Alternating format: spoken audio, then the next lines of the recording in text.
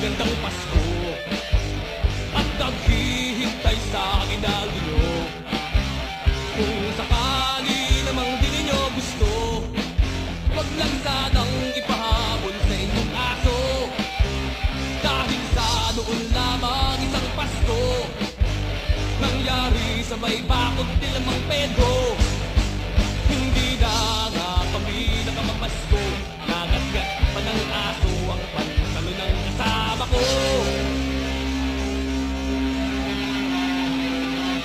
Ay! Ah! Ah! Ang aming pati ay magandang Pasko at naghihintay sa ginaldo nyo. Kung sakali namang di ninyo gusto, wag lang sanang ipahabol sa inyong aso. Dahil sa noon lamang isang Pasko, nangyari sa may bakod ni Lamang Pedro. Hindi na nga kami nakapapasko, nagatgat pa ng aso ang pantalo ng kasama ko. Ayan na si Patay! Ah!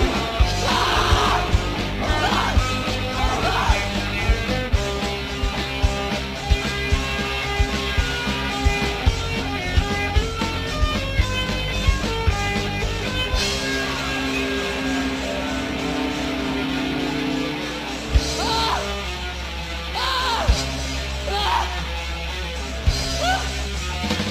Ang aming pati ay magandang Pasko at naghihintay sa ginaldo nyo. Kung sakali namang di ninyo gusto, wag lang sanang ipahabol sa inyong aso.